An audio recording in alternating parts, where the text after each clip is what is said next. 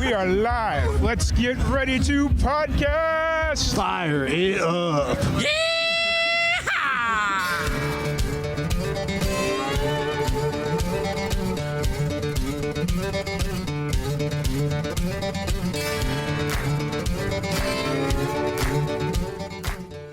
Here we go. Welcome back to another live and amplified Indie Fusion podcast. I'm your host, Tom Quiet, and we are back at it again with another basic podcast. Today we have a special guest joining us. We have Celeste Marie Wilson. How's it going? It's going well, you know, staying dry. Oh, always. It's the first sunny day that we've had, and probably since the 4th, maybe.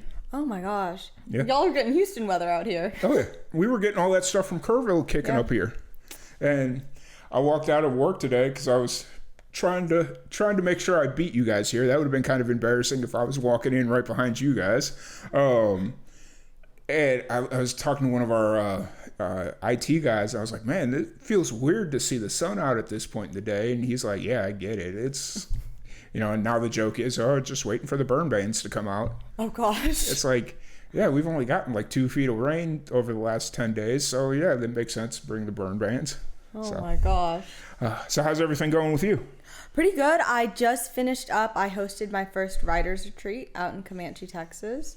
It was a lot of fun. Although I'll say I got there, I've never seen it rain in Comanche before, and it did rain in Comanche. The entire first night I was there, it was just pouring. I was like, so I couldn't go drive around in the pastures like I wanted to. Fair enough. And Comanche, you have a ranch, or you have a house there, or ranch? Yes, my family has a ranch out there. Okay, nice. And so it was just kind of an easy spot for everyone to meet in Central Texas, you know. Nice. And so you said you're doing like a songwriters retreat there, or? Yes, I just finished one up yesterday. Okay, is that something that you do like consistently, or this was like your first one, or? It's the first one I've ever hosted. Okay, but I've been to a lot before. Gotcha. And is it like, I'm guessing like in Nashville where they do like the songwriters rounds and stuff like that, or yes, the writing sessions and stuff like that? Yes, that is what it is. It's just like I'll pair people in groups of 3s and then they write and see what happens. Fair. That's cool. So you're originally from Houston area, correct? Or yes, okay. I grew up in Kingwood. Okay, gotcha. I was just going to throw out Houston area because I'm sitting there, I'm like, it's like Chicago. If I just say Chicago area, everybody knows where I'm talking. Sometimes Houstonians get weird about that. They're like, you're not from the inner loop. You're not from Houston proper. You're from like... You're from outside the bypass. Essentially. Is the one that I've heard the most. Anytime I talk to somebody, they're like, I'm not from inside the bypass. And I'm like, I don't know what that means, but it sounds good to me. So. It means you don't get the same credit that the people from in Houston get because they're sitting in traffic to even go to the grocery store. That's fair. I only have to sit in traffic to get downtown. That's fair. It's similar growing up in Chicago. There's like, oh, you grew up on the triple digit blocks? Okay, you didn't grow up in Chicago. Congratulations. So, but then the school districts are still like you're still considered Houston kind of thing. Yeah. It's funky. Good. So how'd you get into music? So I started out as a writer, and it's kind of a weird story. Okay. So just hold on and trust the process. I wanted to be a children's book writer, and I was on the path to do that. And I had this, every singer-songwriter has this, but I had a really bad breakup. Just devastated me. And I didn't know what to do because all this stuff I'd written had in some way been about this boy. Mm-hmm. And what I was not going to do was have my first children's book be published about my first ex. That's embarrassing. That is mortifying. It's not happening. Right. So I was like, can't do that. And I had this weird realization because I have all these poems, reams and reams of poems. I was wanted to put it to music for a long time, but I hadn't because the person that I'd been dating at the time was like, oh, that won't work, whatever. And I got a little superstitious for a second there. I was like, I need a sign. No, you never want to hear me say that because that means I've lost my ever-loving mind. I was like, I need a sign. If this is what is meant to happen, something red. There has to be something red. It has to be obvious. And it was in the middle of December. No, it was January. Middle of January. I walk outside. The next morning, I tell my mom that there will be something red if I meant to do this. And all outside, covered in ladybugs. The middle of January. And so I was like, great, now I have to do it. And I was like, I don't want to do this. So then I had to do it. And I just started like, it's just consistency. Every day I wake up and I write. And every day I post something. And every day I do this. And it's like, because it felt like when I started, it was very much, you know, kind of about me because I was 19, you know, when you're 19. Yeah. But it very quickly became much bigger than me. Nice. The minute you start making more connections and getting to know people and getting to know radio stations and podcasters and the way music can affect people in a way that I don't think many other art forms can. Yep. Not that they're bad. It just music is like, that is, you know, you have a song where when you accomplish something, you heard that song, and now when you hear that song, you associate it with that, and it changed you. And I was like, that is such a huge responsibility, but it's also something that I wouldn't trade the world for being able to do. Yeah. And I mean, to kind of piggyback off of what you were just talking about there, music, to me, the way I've kind of broke it down over the last, like, especially like 6 months, is I've started to like really just like dive into music more than just like casually listening to it, I guess is the best way I kind of want to word it. It's like all these other art forms are kind of implied emotions. Like you look at a painting and it's like, man, I wonder what they were thinking. And so you have to kind of interpret what they're thinking. Now, music, yes, you can interpret a song your own way, but the artist is telling you exactly what they're thinking or how they're feeling or the vibe. And so you're kind of playing off of that, but everybody kind of interprets it their own way. So it's, I don't know, I've thought that was kind of an interesting thing. Yeah. I love the accessibility of music. Yeah. Because, like, you know, movies, if you need to go see a movie, you have to pay to go see it or have to do that. But everybody, you know, it's in the grocery store. It's just there. You don't realize it's there, and you don't realize it's impacting you. It's quiet in its power. Yep. Oh, yeah, for sure. I would have loved to have been the guy that thought of the idea to like, hey, let's start playing music in the stores. Like, Yeah, I don't know how they got there. It was too quiet in there. Right. But have you ever... So, fun little thing. Sometimes when hurricanes happen, there will be no music in the grocery store after because they can't get it. yeah. And there is nothing more awkward than walking through a dead silent grocery store. Fair. I'm like, y'all need music in here. Give me my music back. I don't want to hear the lady 3 aisles down sneezing. This is weird. Right? Even if they don't go get their own like little stereo and just like put it in the corner and the fake ambiance of music. I'm like going to start bringing AirPods. I was like, I can't do that. I need noise. Right? And where was I at the other day? They had like their own radio station. It was like it was had to be a bigger chain store, so I'm guessing it was probably like Walmart or something. And it was just like Walmart radio or whatever it was, and it was like, hey, that's actually kind of a smart business strategy right there. That is, because they can control what kind of songs they have. I worked at a coffee shop. Can't say the name because obviously that would be inappropriate, but they had their own radio station as well. Fair. And it was like super helpful because they could then decide what was on there and stuff. Fair.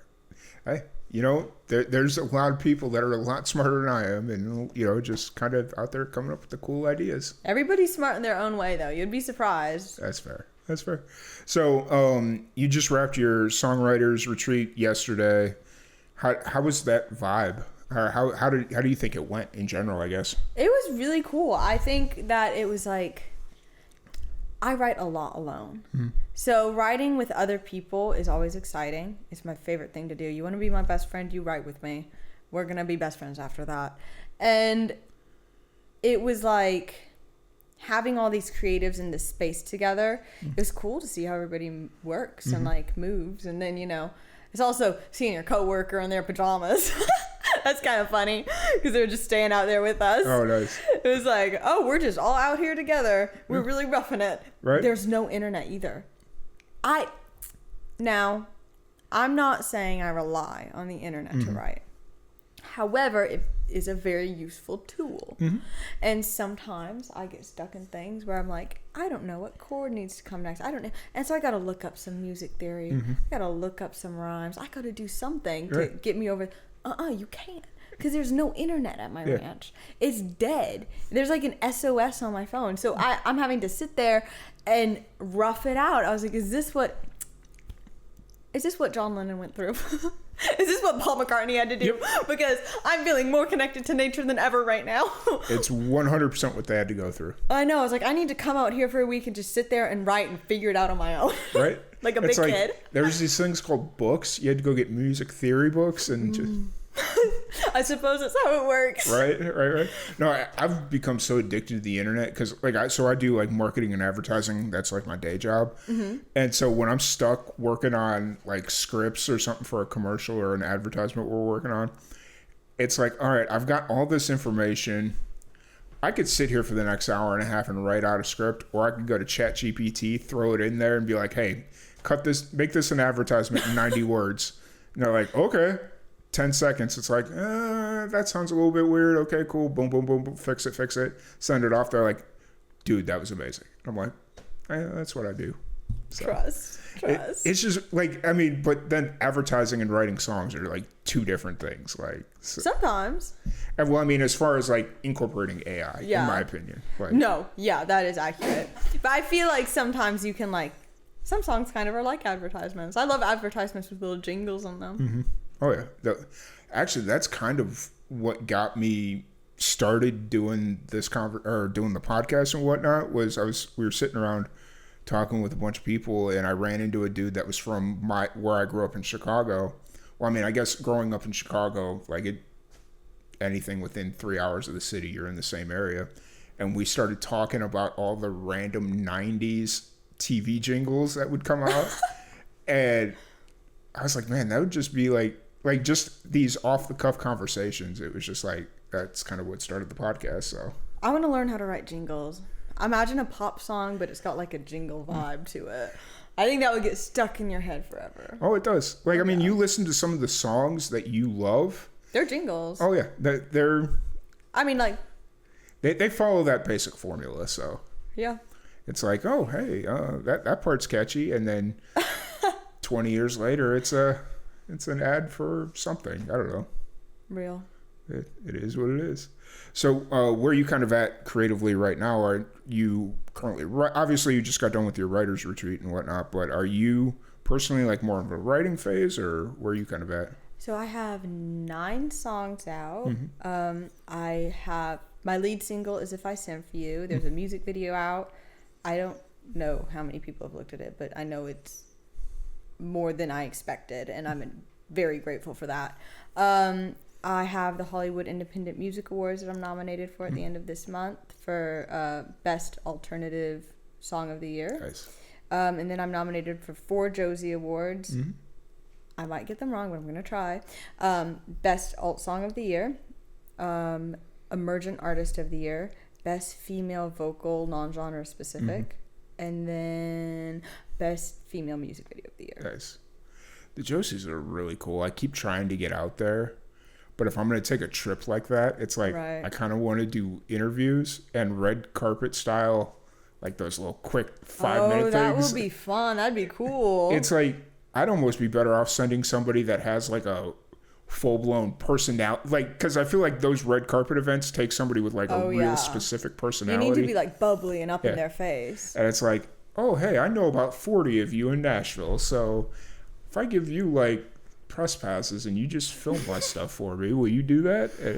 Because not that I can't get bubbly and all that stuff, but it's just like, I don't want to drive and do all that, so. Real. But that is a hike. Yeah. I think I'm probably going to fly out. Yeah. That's my downside is I like to drive everywhere. Really? Yes. Okay, trust. It's one of those things where it's like, I've gotten burned a couple times going back home to Chicago to visit family, where it's like, say I'm going to be there for like a week, and then after 3 days, it's like, yep, I'm ready to go home now, but I can't. Because you don't have your car. I don't have my car. But you can't really drive up to Chicago from here. Yeah, you can. To each their own? You know what? It's not that hard. You're saying you love the car, Yeah. and I'm not understanding that you mean you love the car. You're going to Chicago in the car. I'm driving to Roswell, New Mexico on Saturday just for giggles. Okay. Yeah. Personally, I like to have little stops. I like to be very still. I'm actually, though I can be loud and bubbly and excited and fun and happy. Yeah. On a day-to-day basis, when I'm at the grocery store and I'm doing everyday things, I'm actually very quiet. And I like to be in my spot and for things to be how they're supposed to be. Fair. It's like, I like my bed, I like my dog, and so being out on the road and stuff, learning curve for me. Fair. I'm like, what in the world? This isn't my bed. I'll be in a hotel room and I'm like, I can't sleep. Sounds like you just need to get a trailer and put your bed and my dog in the trailer. Yeah. Live my best life. Yeah. I've often thought about that. It's like, because I'm kind of the same way. It's like, especially for my day job, if we've got to go somewhere like far away, they'll be like we go out to Abilene all the time. So every time we do that trip, they're like, hey, you guys want a hotel? Because you guys got to be there at like 10 a.m. and you're not going to be done till 5. And I'm like, no, I'm driving home and I'm going to sleep in my own bed. And they're like, you're really going to drive 7 hours or whatever it is, plus work an 8-hour day? And I'm like, yeah, because I'm going to get home and I'm going to sleep in my bed, because 3.5 hour drive ain't nothing. Like that's an easy drive. Yep. But just because my boss and her team like to stay in hotels, they think they need to stay in hotels all the time. I think it's also like if you're from somewhere like Chicago or Houston, or the long drives seem normal to us. Because I've talked to people from the UK and stuff before, and they're like, 45 minutes, that's so long. That's such a far drive. Because, they're 45 minutes and they're almost in, they're not in Britain anymore, but for us, Texas is humongous. Yeah. Okay. So it's like, I drive 3 hours and I'm like, I just got to my grandma's house. Yeah. Well, I mean, that's the wake-up call that I got out in New Mexico, because like where I grew up in Chicago, we kind of had everything we needed right around us. So if somebody told us, oh, I live over like a town hour away, it was like, oh, that's like forever away, just because I've got 20 friends right here. Well, I'm just like everything's right there. But then I moved out to New Mexico, and it was like, hey, I need to go to Best Buy. Where's the nearest Best Buy? Oh, it's up in Albuquerque. How far is Albuquerque? 3.5 hours. Hiking it to or if you need to go to like a specialist or just like anything. I think it's good. It'll make me think about my spending. I'll be like, I want to go to Best Buy, but I can't because it's 3 hours. Right. And it's just like, oh, can I order it online? Yeah. Oh, dang it. Okay, fine. I hate ordering things online though. Not because I don't want it delivered to my door, but I don't get the same, no. Like, it's not like when you go into a store and I touch everything and then I touch the right one and that was the perfect box, so I know it's going to be good. But in Amazon, it just like comes to the door and I'm like, I got it, but it is kind of, honestly, I feel that one. It's one of those deals where it's just like, I'd much rather go to the mom and pop shop down here and get what I really want and support a local business. Sorry, Bezos, but you got enough money, my guy. You don't need my money. You don't need it.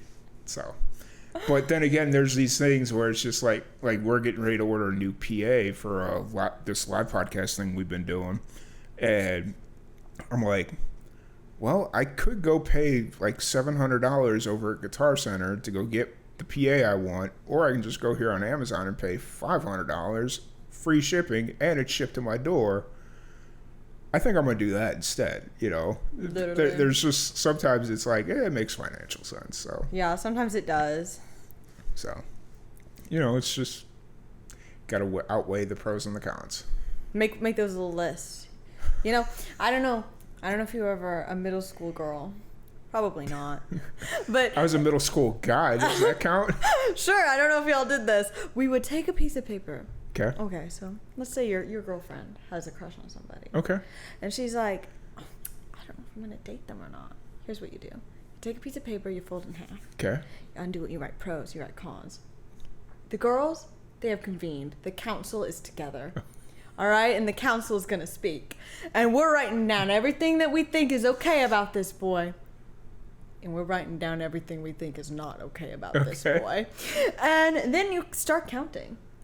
Okay, this is a math problem. This is not for the faint of heart. This is a math problem. You start counting. You number those bad boys. Mm-hmm. And you're going to subtract them. And whichever one wins, if he's got more cons than pros, you kick that man to the curb. Sure. But if he's got more pros than cons, the council will have to convene again. Mm-hmm.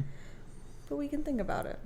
See, guys have a different thing, but it requires jelly beans and a mechanical device, or the weighing device, like I know what you're talking about. Yeah, and you're putting jelly beans on either side. Putting jelly beans on one side, the other side. And then once you get older, it includes adult beverages and all that fun stuff. Oh, of course. Yeah. You're playing beer pong to figure out if you're going to date the girl? Yep. It's just like, what do you guys... It's just like a casual conversation. There's no math involved. It's just... Oh, I love a little math. Figuring out your life. You gotta make that pros and cons sheet. Was that your subject in school, math? No. No? Okay. It was English. I mean, I was good at math. I wasn't bad. I always had straight A's and everything, except for French. But we don't talk about French. Okay. Because I managed to pull through on it. Fair. By dropping the class. I needed smarter friends because I almost failed math in 7th grade. That just... Oh, gosh. Yeah. It was bad. It was like... leaving for Christmas break, and my teacher pulls me aside. It's like, here's all the assignments you failed, redo them, and I'll give you. God. And I'm like, okay. And it's like a stack of papers like that deep, and I'm like, I got to do all these by when? By the time you get back? And I'm like, no. Okay. So, it's just like, oh, well, as long as I pass, I guess that's all that matters, right? Yeah, I guess. I never had that happen to me. I was a teacher's pet. That's fair. That was me in social studies. Like, I was a history and social studies wizard. I'm proud to say, all throughout high school, I had 100% plus in every history or social studies class. You should be proud of that. Like, any fact, anything. You're ready to go. Yeah. But then again, I also had teachers. They would use movies to reinforce the history lesson. So, like, for instance, talking about the Revolutionary War. I love the Revolutionary War. We would watch The Patriot. Mm-hmm. And then, so, you would do the test, and it would be, like, actual Revolutionary War type stuff, like, questions. And then you had 30 extra credit questions that was about the movie, because every movie we had ever watched, I had seen about 50 times. It was just like, okay, get all the extra credit right, and then if I miss some over here, it's whatever, but I've got... Like, you're making like a 130 at that point. Oh, yeah. Trust. It was one of those things where it's just like, you made it easy for me, and he couldn't figure out why I was like the highest percentage student he had, and I'm like... You're like, I have an inkling as to why. Yeah. It's like, you made me watch Forrest Gump. I've been watching that movie since it came out in 1996 or whenever it was. And it's like, you wonder why I get all that stuff right? So. I wasn't like a history person, but funny story. I loved the American Revolution as a child. Like, I'm talking about, like, I was, like, 6. Like, it was weird. Okay? Loved the national anthem. Very patriotic. I was a very patriotic child. And I was taking piano lessons growing up. And my piano teacher was like, do you want to learn the Beatles? Do you want to learn, like... I would only play piano music that had something to do with the Texas Revolution. Okay. I mean, the American Revolution. And it was weird. It was, like, I went to competitions. I was, like... I could only... That was it. I was like, that's... I thought you were about to say that you only wanted to learn how to play the Star Spangled Banner or America the Beautiful or something. No, I loved that stuff too. And I don't know why. It was like a weird... Sometimes kids just get like stuck on an idea and they just like... I think it was the rebelling against something. Yeah. I didn't have anything to rebel against at home, so I needed to rebel against something. I needed to. I was like, I need to fight for my independence. 6. And the fact that you're growing up in Texas, that just, there's so many layers to that one. Really, there is. But I will say though, ever since I moved here 6 years ago, I've been really infatuated with like the history of Texas. Oh, it's cool. And like he's been married to my aunt long enough. I guess I could start calling him my uncle, but it's been 25 years and I've never called him Uncle Jim. So I'm going to just call him Jim, my aunt's husband. He collects coins. Okay. And since I moved here, I've learned that Texas had its own currency for a good little bit. And so I've been studying that. And it's like, I'm going to start getting invested in, not invested, but just like start picking some of that stuff up. And that like, kind of stuff is cool though. I am like diehard Texas right now. Like I'm really infatuated with how this state operates and how you're gonna history. learn songs that have to do with Texas, only Texas, and that's it. Oh, you'll appreciate this one. So, first like staff meeting when I moved here, we had like a big old staff meeting, and we're all kind of piling into this room, and I just kind of jokingly said, "All right, everybody, rise and say the pledge, or let's say the pledge." And they're like, "What?" And I'm like, "Yeah, let's do it." They're like, and they start looking at me weird, and I go, "Stars at night," and I just start singing that, and they just all start laughing at me. I'm like, "What? You guys don't sing that at like every meeting?" And they're like, "No." It's like, dang it. You'll think it though. You walk into any of our grocery stores, and it's like, girl, there's a Texas flag every 3 feet. Mm-hmm. I feel that. But I love it. And, there's a lot of people here that don't like that much pride, but I have a feeling they're from California. That's what my dad says. Mm-hmm. Yeah, I think you're right. Yeah. It is what it is. So, what do you got going on kind of moving forward? I know you got another show tomorrow or something. Yeah, I have another radio station in the Dallas area, I think. Okay. So I'm kind of traveling around doing that this week because, it's good to get them done in the weekdays, So that's going to be fun. I'm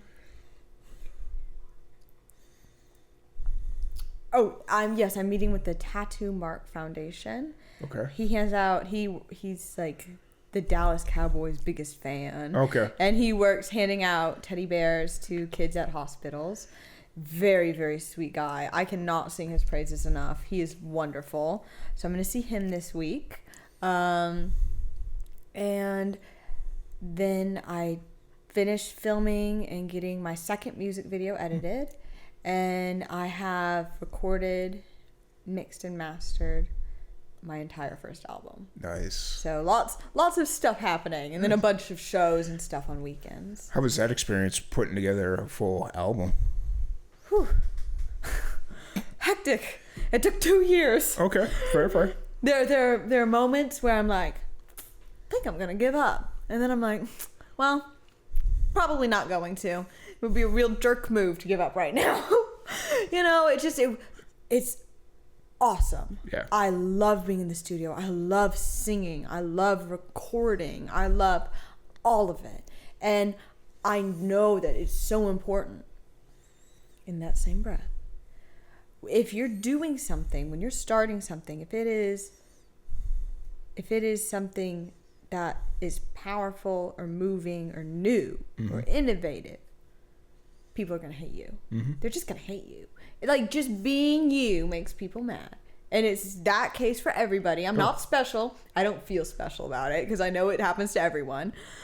But that was a hard lesson because when you're starting up a business, which is what it is, people get mad and they just call you all sorts of things. And that was the hardest part about recording the first album, was learning how to, like, someone can be your friend, but they're not gonna support you when it has not to do with you. That was like the hardest lesson I learned while making this album. Yeah, it's a fine balance of realizing who are your people versus who are friends of convenience, right, and who are just really haters posed as friends. Yeah, like I feel bad, but like sometimes you find out that you were actually just the source of gossip for people, kind of thing, and they were not your friend, but you were their entertainment. And the minute their entertainment turns into something that is, makes them feel bad about themselves or makes them uncomfortable for whatever reason, then it becomes an issue.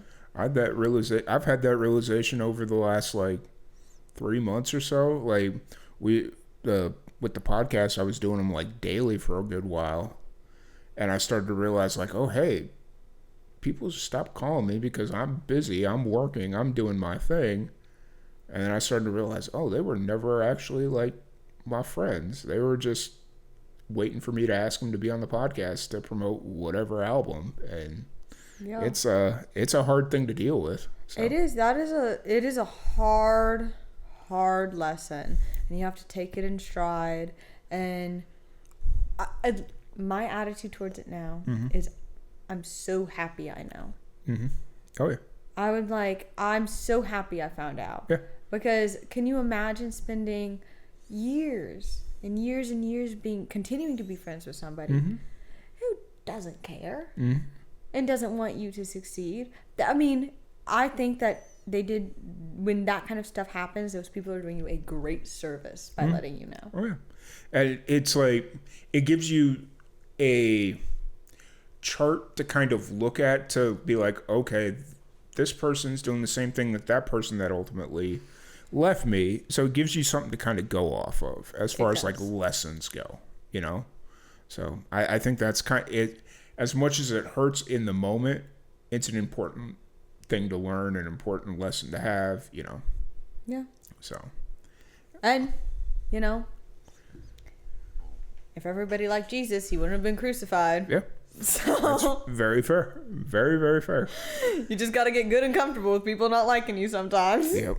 And you just got to be able to, the biggest lesson to learn is just kind of like, you've got to be able to like yourself. So in that way, when people don't like you, it's not like, oh wait, I need to change something about myself for people to like me. And it's like, no, as long as you like yourself, they're the problem, not you. Right. So. No, that's totally fair. I don't know. That's it's just one of the, like, we're getting deep and emotional today. I wasn't planning on it's. I have big thoughts sometimes. It happens. I love it though. That's kind of why I like these more in-person ones, because we're able to go there, and if we were to do it like do the interview while you're down on Zoom or whatever, it's like we're not gonna get that vibe and that Zoom connection. Podcasts are hard because it's just different when you're able to sit that was the other thing. When I was in Comanche, because there was no internet, I couldn't be on social media. Oh my gosh, I was so happy. I was like, bye, old bastard. So glad I don't have to talk to you. Like, what? Social media is so annoying. What? It buzzes your phone all the time.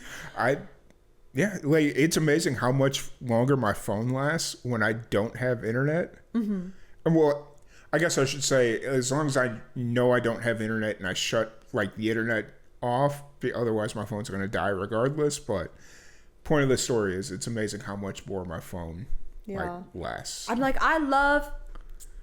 feel like the internet's a double-edged sword. The internet brings so many people together in ways that would not be possible otherwise. Like, I wouldn't know you if it weren't for the internet. Yeah. But in that same breath, when I didn't have any internet and I was out there, it was just me and the stars and the grass and the crickets. And for a moment, you feel really, really alive in a way that the internet can't bring you. And so it's like managing it and learning how to, especially when it's incorporated in your job. Oh yeah. That is hard. Oh yeah. I did not really use social media until I moved into being like a singer-songwriter full-time kind of thing. And it's learning how to turn it off and breathe for a moment. Oh yeah. I'm still trying to figure that out. Like, especially with like all the new social platforms that are out there and the ones that are coming and all that, because it's kind of my job to be like, hey, these new social platforms, let's figure out if they're going to be for real or not, you know? Right. Being able to turn it off, I can't. Because at work, it's like, okay, we got to know the social stuff. We deal with it, all that fun stuff. And then come home, it's like, oh, I got to promote all this, and I got to figure out how to make my not 19-year-old bubbly personality pop on like TikTok or something. So it's like, okay. TikTok eludes me. Yeah. I'll post something and I'll be like, I shouldn't have posted that, and then that'll be the one thing that does well. I'm like, yeah. Well, I started doing this thing where it was maybe you've seen it on Instagram. It was called Guess This Groove or Guess That Groove. Yes. So I was just like trying to find stuff that would work on TikTok, and people cook the heck out of me on TikTok. Like, they'll say like some really out of pocket stuff, and it's like, okay, gotta kind of bite my tongue on that one because they're not wrong, you know. But yeah. That happens to me too. But I read a study online like a couple months ago that the biggest indicator of success with an artist is how much hate they receive.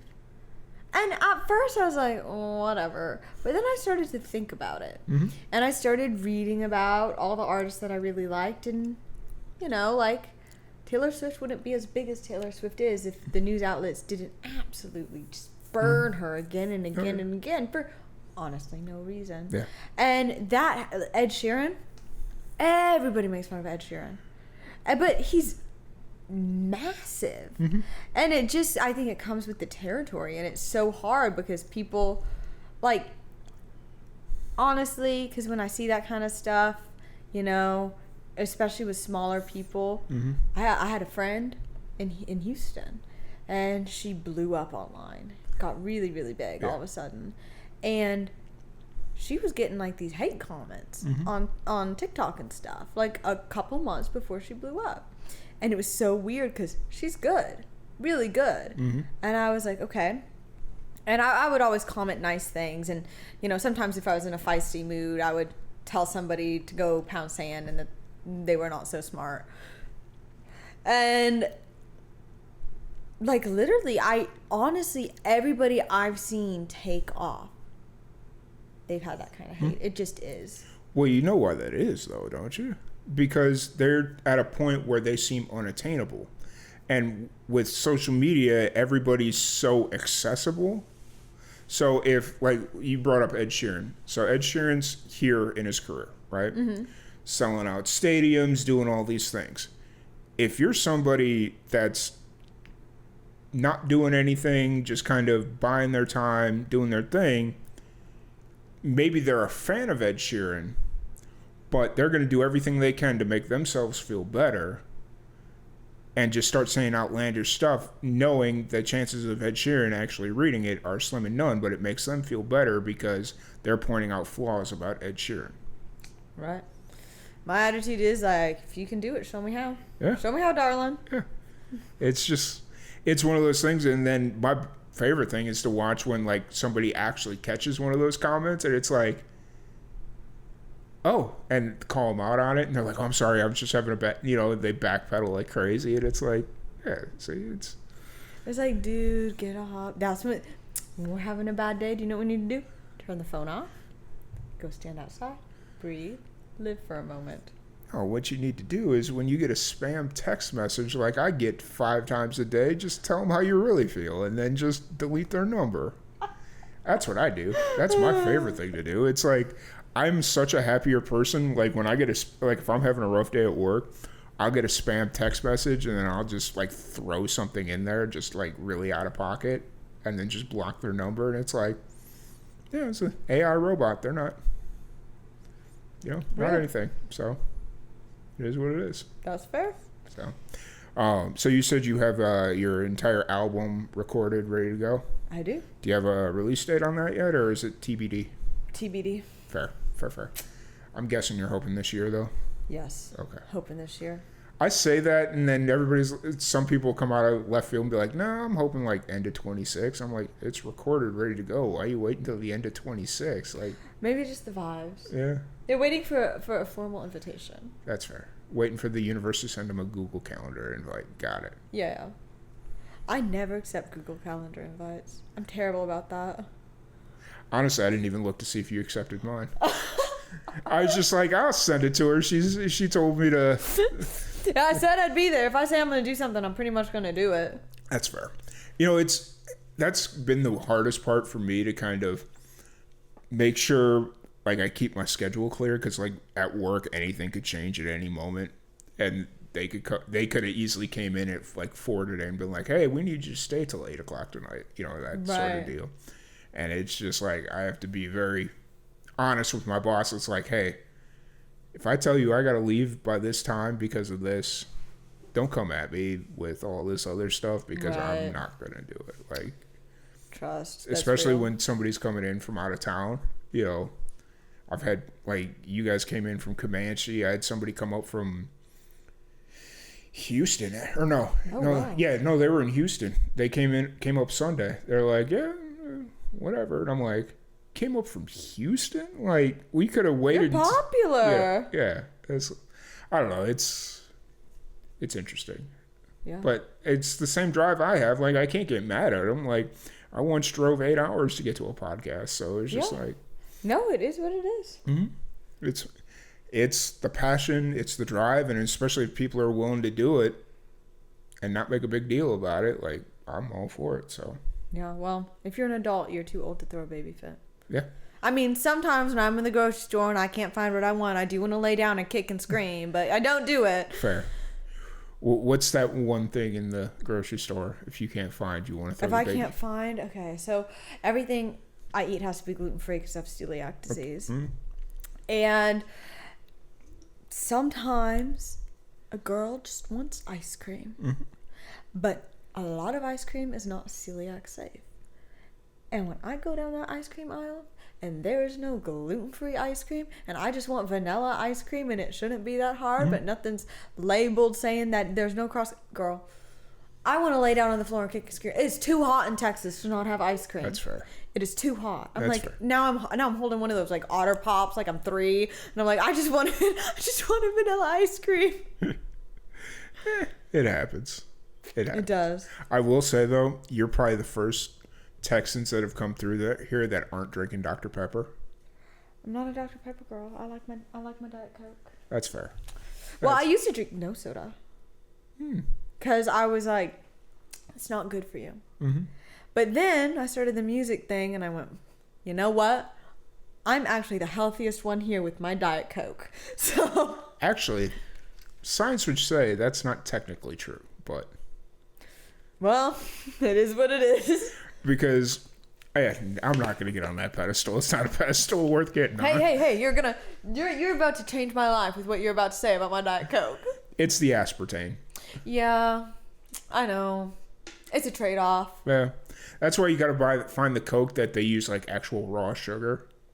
Because that's better for you than the refined sugar. Well, we're talking very thin margins here, but, But it adds up if you have a lot of it. Yeah. And I've got to say, if you go into my car, you open that and you'll be like, this girl should be endorsed by Coke. Coca-Cola needs to endorse Thank her. you for saying Coca-Cola, because somebody out there is going to take that Coke line and just run with it. I know. I was thinking about that while I was speaking. I try to think while I speak. I don't always. It happened. No, I gave up soda and then I started drinking these things, and I'm like, perfect. That's so much better. I know, isn't it? It's It's how I convince myself. When I worked at a coffee shop, there were lots of energy drinks, Mm-hmm.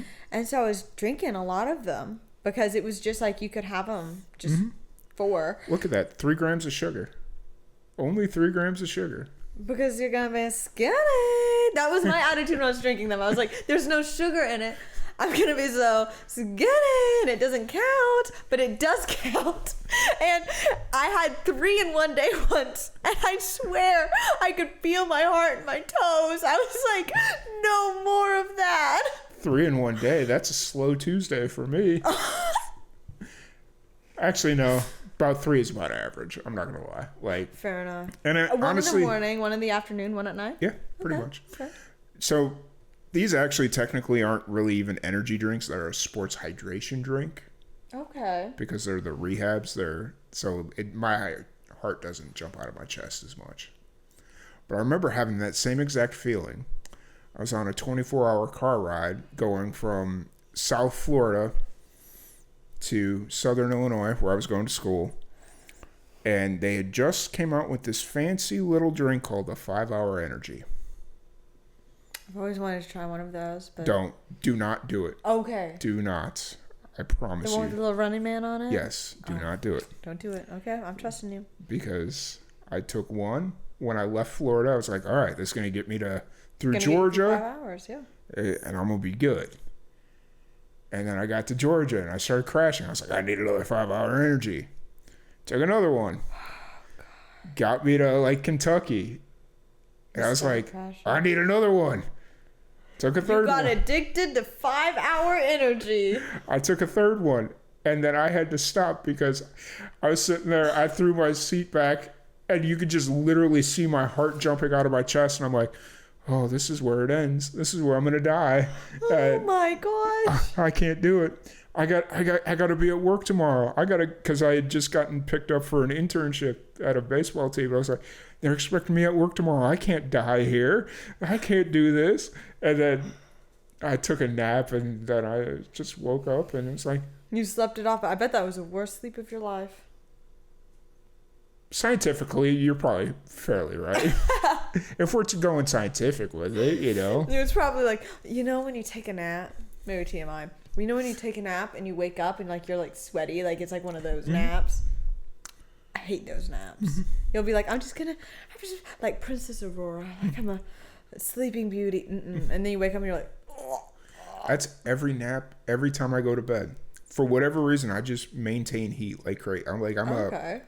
Like if I had reptiles, they would sleep on me. That's how I maintain heat. Like, okay, next time I see you, I'm getting you a pet lizard. Yeah. And I'll be like, here you go. And it's gonna lay up on my hip or something, and it's just be like, oh, nice and warm. Of course. So, yeah, it happens. It happens. So, where are you kind of at show wise right now? Are you playing consistently, or I am. I think. What's the next ticketed show? I'm gonna be playing at the Double D Barbecue. Okay. In August. Okay. So next weekend I have a country show. I am stealing off my mom for where I'm playing next. That's I don't fair. know if you can tell who runs the calendar and who's just there to wear a pretty dress. So who was I talking to on? Me, you're okay. talking to me. I Alright, run fair. my Instagram account. I'm good at the people part, or at least I tell myself I am. Fair. I was homeschooled for a bit, so maybe it's a give and take. But Fair. but in my head, I'm very good at the people. Oh, bit. yeah. I'm like, I'm not afraid of just messaging people. I see. What I love to do is I love to go through, because I have all my artist friends. I love to see what they're doing, and then I'm like, hey, I will go and watch the podcast. I'll go listen to whatever, and I'll be like, I want a little bit of that. And then I just like in the moment, like no plan, we'll just the person they were talking to, like, oh hey, I saw you, I saw you at a podcast with my friend, and then I'll be like, and it's really easy, but it's actually like a lot of fun, and you meet a lot of cool people that way by just reaching out. Oh yeah. Well, I'll give you a podcast to look into because I'm going to be on it in when is it? 2 weeks. Oh, exciting! 12 days, right? Yeah. 27th. Yes, 12 days. I had to look at my calendar. Sorry. It's called the Asphalt Podcast. Okay. It's ran by the lady Ash Taylor. She's based out in Nashville. Mm-hmm. And it's basically about like people that travel.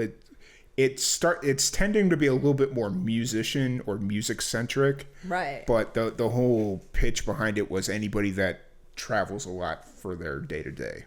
I was like, well, that's me in a nutshell, but every musician, so I'm just kind of throwing a lot of musicians her way. Yeah, so. That's fun. Yeah. That's a cool name. Yeah, especially with the name Ash Taylor, Asphalt. Taylor is a cool name. Yeah. It's a cool name. It is. I feel like it's like very like I could see it like on a t-shirt. I mean, she is a musician, so I'm sure she probably does that. Probably so, yeah. I use all three of my names because I think I'm a little obnoxious, and I felt like I needed an extra name to let people know. You know what, though? Beforehand. That's not a bad marketing ploy, because once you like really get into it and start designing T-shirts and hats and like I don't know what all merch stuff you have, but like the initials. Yeah. Like you could have some CMW. real fun with the initials. Absolutely. Like especially being from Texas. I didn't even think about that. Now I'm like simply Southern in my head. I rode horses growing up, English. Yeah. And on the back of my saddle, I had in fancy initials CMW. Nice. On the back, and like all like my mom did it for me, like all in there. It was so much fun. Nice. Road horses. I don't know what English mean. Is that I rode over fences. So you know those ones where it's like they're jumping. Yeah. I love it when animals jump over things. I made my dog do agility with me too. So I think it's just a fascination I have. The only exposure to competitive horse things is during the Olympics, and so. Well, that is in the Olympics, okay. over fences. Fair. Yes. I've never heard it called English, but it's the discipline. So there's English and Western. So Western, you're gonna have the Western saddle with the horn on the front and everything. You know, cowboy hat on.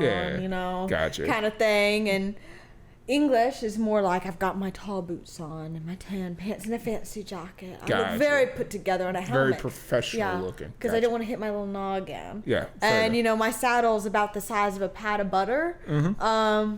And my horse is really big and never listens. That's what English is. Fair, very fair. Yeah, anytime I see them on the TV for the Olympics or whatever, it's like, oh, the horses are on. Okay, cool. Yeah, they're fun. They're fun to watch. Which is funny. You'd think I'd be more aware of like horses because I grew up down the road from a horse track, like where they a racetrack. Yeah, horse racetrack. Oh, that's cool. My first horse growing up, his name was Jack, and he was an ex-racehorse. Nice. Yeah. Sweet. And my dad's first boss, best friend. I'm gonna call him his best friend because when you stay in contact with your first boss for over 50 years, you're more than your best friends. Your besties. He used to raise horses. He had a horse ranch down in Florida. Cool. And I remember I was like 7 years old, and we went down to Florida because my dad wanted to take us to Disney. Cool, I'm with it. You know, we stopped at this dude's horse ranch, and there's little 7-year-old me on top of this big old overgrown horse, and I saw the picture not too long ago. I was like, that horse isn't the normal size. That thing's like a giant. Like my dad's like 6'2", and the horse was like coming up to his head. Like just like not like the body of the horse. Like it was a gigantic ass horse. You know. Wow. It was like that's. I like the big horses. You know, I'm actually I think it's because I'm so small. I'm making up for something. You know, I like to tower over people. Yeah, I got you. Horses are cool if they listen. Yeah. If they listen, I think that's an important caveat. They're cool. But they're not as whimsical as people make them out to be. You see these movies and their where they never fall over. Yeah, they never fall over. They're so sweet. They're like they have your back and whatever. And I'm like, I don't know what horse you rode, but the horses I rode had like schmutz all over them. I had to brush them and scrub them to get it off. I was like, it's a lot stinkier of a sport. Fair. So Yellowstone lied to me? Yeah, I'm afraid so. Dang it. Hate to break it to you. Now I don't want to have a horse ranch. No, I'm just kidding. I never wanted to have a horse ranch. I'm good. I'm so good on that one. So you got a couple of shows coming up here, and you said Double D's.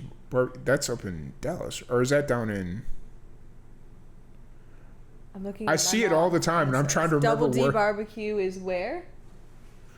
Oh boy. We're gonna figure it out. We're gonna plug it. I see the ad, all that, like them promoting on Facebook all the time, and I'm like, oh, I should go there. And then I always look, and it's like, oh, I'm not going that far for barbecue. I'm good. Maybe you should come out for the show. Yeah.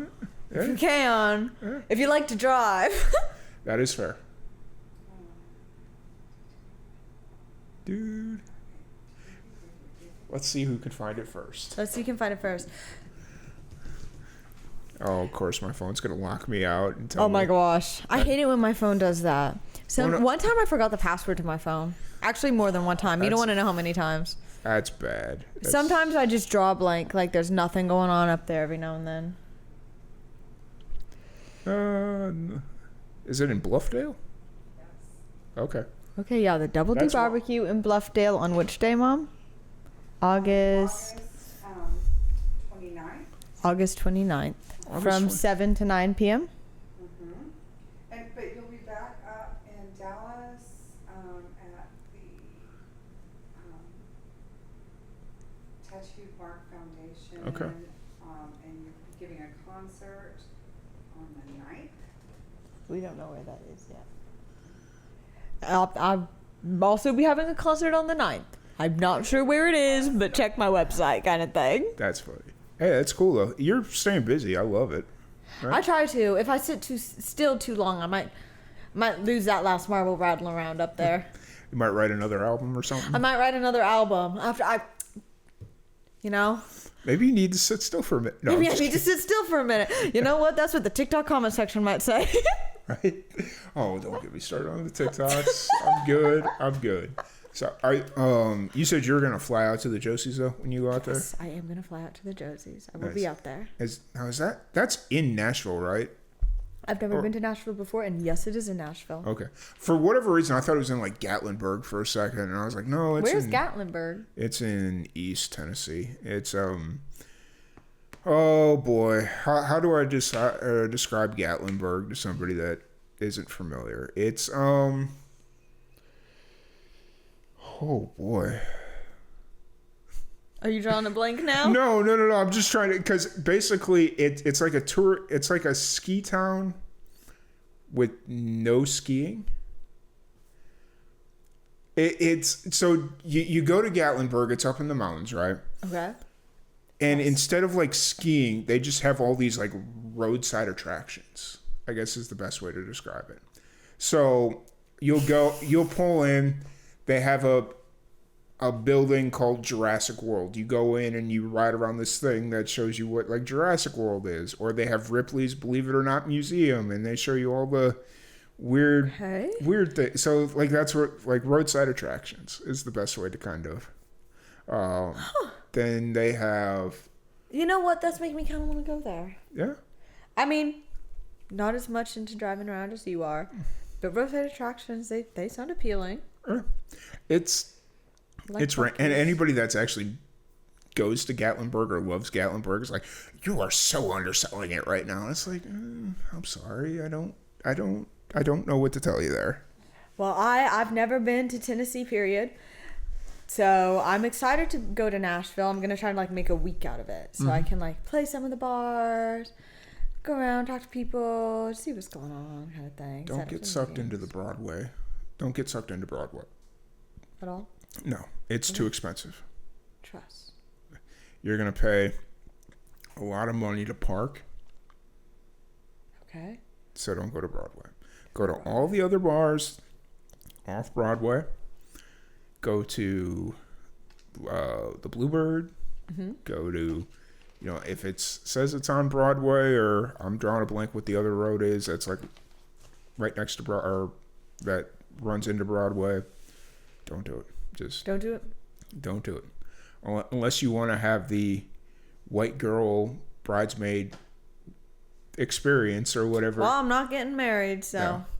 The white, what did I call it the other, the white girl wasted experience? A white girl wasted, not white girl wedding. No. Well, I mean, two and two are the two of them are kind of one and the same in my book, but a white girl wasted experience. So because that's kind of what Broadway is. Trust. But if you want to, are you good with spicy food? I love spicy food. Go to Hattie B's. Okay. You got to get the Nashville hot chicken. Of course. Have you know about Nashville hot chicken? No, I don't. But you caught me with hot and chicken. Yeah. I love chicken. And I love spicy things. It's an experience, especially if you can handle your spicy. It'll be fun to kind of figure out where you land on their spicy. It depends on the day, you know. My emotions are all over the place. So I might be like, I love spicy today. I might be like, Go check out East Nashville. East Nashville is kind of a cool, like, hippie retro spot. oh, I love hippie retro things. They're right up my alley. There's a bar that I like to go there called No Quarter. It's a pinball bar, Oh, that's cool. but here's the randomness of it. You look at it, you go in there, it's a pinball bar, but it's got kind of like a DIY punk rock feel. Okay, trust. But every time I go there, they're playing 90s hip hop. Can't figure it out, but it is what it is. I've accidentally played at a couple punk bars before. Okay. Sometimes on purpose. I'm not punk, but I love going places and just enjoying the vibe with everybody else. Yeah. I'll go anywhere. Yeah. They're like, we're having a punk show. I'm like, can I get on the roster? And I show up with my acoustic guitar and it's great, you know? Yeah. There'll be people, they're like, we're having a country show. I'm like, I'm kind of country sometimes. Technically I'm alt, but I'm like, you put me on the roster, I'll show up. Hip hop I'll play a things, Merle everything. Haggard tune or two, you know? Yeah, I'll do whatever y'all want. I'm like that. I'm like, I'll go to Party City. I'll grab a costume. What do you want me to be? Right? I love it. We had, when I was living out in New Mexico, we had somebody that tried to appeal to, like, the heavier shows. Solo singer, songwriter. She started playing all her songs with an electric guitar. Trust. Like, so imagine, like, if you were to just start playing all your songs on electric guitar and not just like a standard, like a whatever it would be, but like a death metal, like something that's made for like metal music, and just start tuning. Shredding. Yeah, just start yeah. Okay, yeah. It's like, this feels so awkward and out of place, but somehow it's working, so I don't know. I've done that before, but it wasn't. I got on a thing for a rock show, and Okay. I thought rock. I thought like classic rock. I was like, I can mush in there. I'll figure it out. That wasn't it. It was heavy rock. It was like death metal, which I've got no problem with. You know, I think all music is cool. Yeah.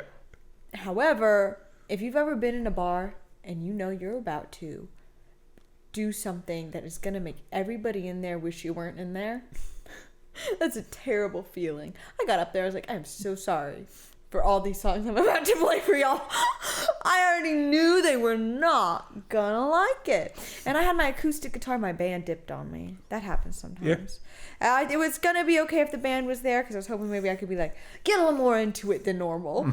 But no, my band wasn't there, so it was like heavy metal rock, and then me with an acoustic guitar and my blonde hair and my pink frilly shirt and my bootcut jeans, and I had just, the person before me was in all black with like the face paint and stuff, and I was like, I'm so sorry. I hope you like it.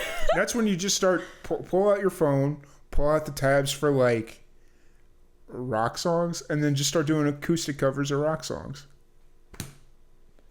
Where are you when I need that kind of advice? I'm sorry. No. Where are you when I need that kind of advice? Because I was just like, I'm gonna play what I'm gonna play. So you had a real Blues Brothers moment. I did. I love the Blues Brothers. Oh yeah. It's actually my dad's ringtone anytime he calls me. Sweet Home Chicago. Of course. Yeah. Every time. So we're on a mission from God right now. Oh yeah. Okay. Awesome. I watch it probably. During the pandemic, I watched it about once a week just because I had nothing better to do. We all had to get through the pandemic in one way or another. Now it's probably like once every other month just because I don't watch that much TV anymore. But yeah, I don't watch a lot of TV either. I think the pandemic ruined it for me. Yeah, it is what it is. It's a whole thing. But funny story. Okay. About me being homeschooled. I was homeschooled during the pandemic, right? And it was like this online program kind of thing. Was that the only extent in which you were homeschooled, was during the pandemic? No, I was homeschooled all of high school. Okay. And so nothing changed for me. Okay. Everybody else was getting off of school, right? not me, because I was already homeschooled. I was mad. I wanted a break. I was like, okay, so the world's on fire. Everybody else doesn't have to finish the year. And y'all are telling me I have to. You have to finish your calculus right now, smarty. Yeah. And they were like, my counselor was like, I can see your mom laughing over here. She was like, you have so much more time now, Celeste. Because I couldn't go anywhere. Take more classes. I was taking like 9 college level classes. Don't do that. And she was like, if you don't finish these classes within the next 2 weeks, I'm going to make you start from the beginning and take them again. I don't know what bug was on her, but I was like, okay. And I literally, imagine, hair in a bun, top of the head, glasses on, AirPod in one ear, listening to, don't judge me, slime ASMR, little tear going down my cheek, typing away, and I would work for probably about 3 hours, take a 15-minute nap, get up, work for I was having to make it I was having to schedule my sleep so that I didn't sleep too long so I could get the most productivity in my day-to-day life so that I wouldn't have to start these classes over. And I was like, so everybody else was like making TikToks about their foam coffee or whatever, and their shower routine and how they were finding themselves during the pandemic. And I was there struggling. I was like, I couldn't even think about the pandemic because all I was thinking about was, oh my gosh, am I going to be able to get through ASL? You did, though. I did. You did. There was a moment there I was like, I think I'm going to die. I finished the class 30 minutes before it expired online. Nice. It was a moment of, I felt like Hercules. Yeah. Reminds me of the time I took an online, or when I was in college, I was doing an internship down at Disney. So I was doing, they have an internship down there. But to stay enrolled in my school, I had to take a bunch of online classes because they didn't recognize my internship as an actual full-time internship. They gave me credit for it, like a class credit for it, but it wasn't like a full-time thing. Right. And they're like, well, if you do this and don't take online courses, you're going to have to drop out and then reapply. And I was like, just tell me what I got to do and I'll do it. They're like, well, you got to take online classes. And I was like, okay, well, I'm going to take all my history classes online. Except they were all like the really boring history class. No. Like I told you, I was really good at history in not online, high school. Apparently. Online. I got down to my internship and I'm at Disney. I'm in Orlando. I'm having a grand old time. I'm 22 at the time. I'm doing my thing. Forget I have an online class. My mom calls me about 2 weeks before everything's kind of wrapping up. She's like, hey, how's your online classes going? I'm like, great. Yeah, great. She's like, cool. Let me know when you get your report card. And I'm like, yeah, sure. Why not? And so I jump on. Luckily, I remembered my password to get online. And I'm like, okay, sick. Hadn't done a single stitch of homework. Had a similar situation to you. I was like, I've got 2 weeks to do 4 online classes, an entire semester's worth. Oh God, oh God, oh God. And so I was just like, ran through it all. And then my counselor emails me. She's like, you can just take an extension on these courses, right? And I'm like, what do you mean? Yeah, just apply for an extension and you get a year to finish the courses. I'm like, okay, why didn't somebody tell me that before? So I applied to take the extension, except what they didn't tell me was until I finished the courses, all those classes registers as Fs because I took the extensions. No. And so my mom gets a letter that tells them I'm on academic probation because my GPA fell below like whatever it was, and I failed all 4 of my classes. And she's like, yeah, I had to hide it from your dad because your dad would have killed you if he saw that you had failed all your classes and was on academic probation. I was like, well, Mom doing God's work over there. Appreciate you for that one. Oh my gosh, but my heart would have dropped straight to my foot. yeah. I was like, mm-mm. So then, luckily, I ended up passing 3 of the 4. Okay. Like, one of them, the teacher was like a real, like, Stickler. real stickler about everything. And I'm like, all right, whatever. I only needed 3 of the classes anyways, so it's whatever. So I'm not very good at school, if you can't tell, but... You know what? That's all right. And kids, life lesson for you. Learning is important. School, debatable. I think school's a great resource. Elementary and high school. College, debatable. No? Okay. My opinion. No, I am a college dropout. I'm going to say that first. Well, when you were taking college courses in high school, does that really count? Well, like I never graduated Okay. with my degree. So I didn't officially graduate from college. With that said, I think college is a powerful thing and a useful thing if used correctly. Yes. Just like any other tool. And that's how it needs to be viewed as. Fair. A tool. It's like when I go to the library to check out a book. The library is a very useful tool. But if you check out a library book and you don't return it and you get fined, it's not really the library's fault. It's your fault. It's your fault. Because maybe you didn't really want that book, you didn't really want to read it, you didn't really have you just checked it out because you felt like you were supposed to. And that happens for a lot of college students. I think learning who you are and who you want to be is something that's hard to know all of at 18. Yeah. And putting that kind of pressure on someone can make them commit to something that maybe is not their purpose. Yeah. Department of Education, you should hire her as your spokesperson, because she just gave a very, like, I'm ready to go sign up for my master's degree, which I know financially probably ain't the smartest decision, given that I barely passed with my bachelor's. You're like, I want that useful tool. Right? I know, I love school, I love learning, and you don't have to learn from college. Now, learning from college can be good, but there are other resources too. You can learn from YouTube, but the pursuit of knowledge Yes. is important. Yeah.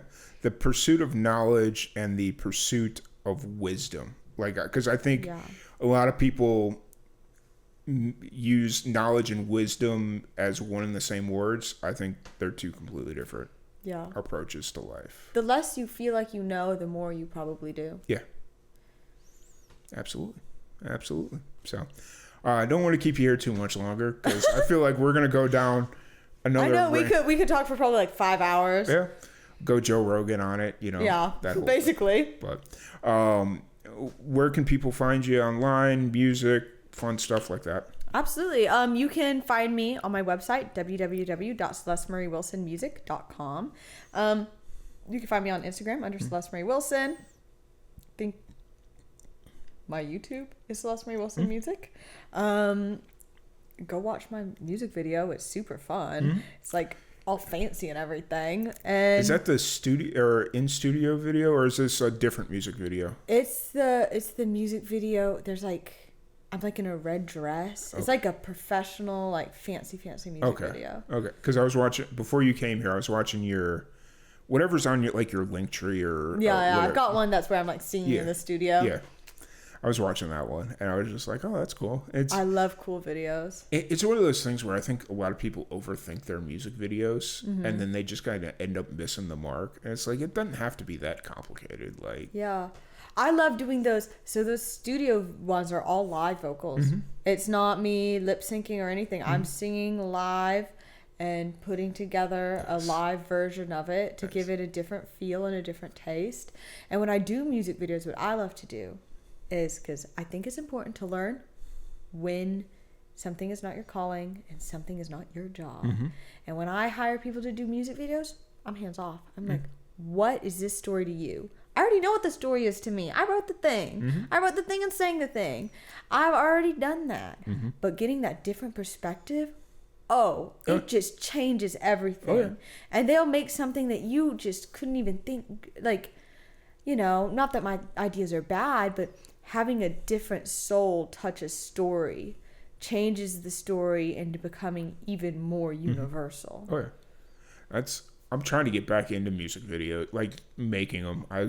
There was a short stint there where, when I was living out in New Mexico, that I was the music video guy. Like, they were terrible music videos. I'm not gonna lie, they were. We all start somewhere though, so.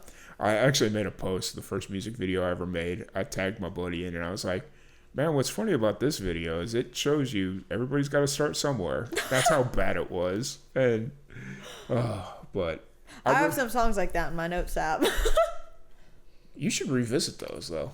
I should. Sometimes I make a Frankenstein song and I take a bunch of things I thought weren't very good and put them together, and then they end up being great. Yeah, I mean, that's the beauty of music, right? You can reuse stuff and people don't even know. I love recycling.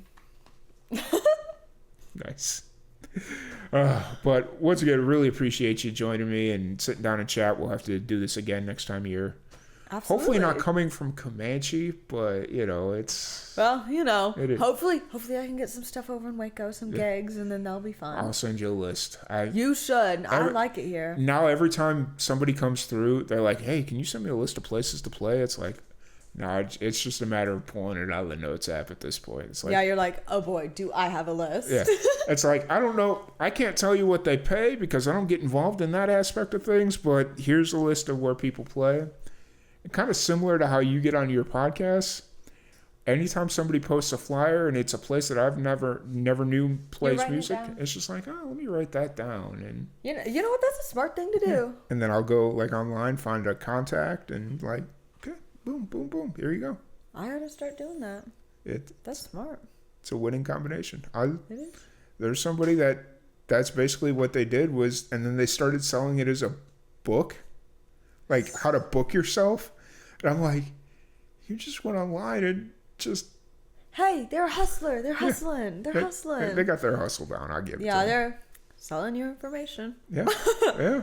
Selling you information, not selling your information. But they're selling somebody's information. This is true. Very true. But anyways, really appreciate you. It's been an absolute blast. I don't know where we were going with that one, but it is what it is. Thank you everybody for tuning in. And all your links and stuff will be in the description below, and we'll help you promote all your music as it comes out. So, perfect. Yeah. Thanks, y'all. Really appreciate it. Thank you guys. See you later. Bye. Cool. We're good.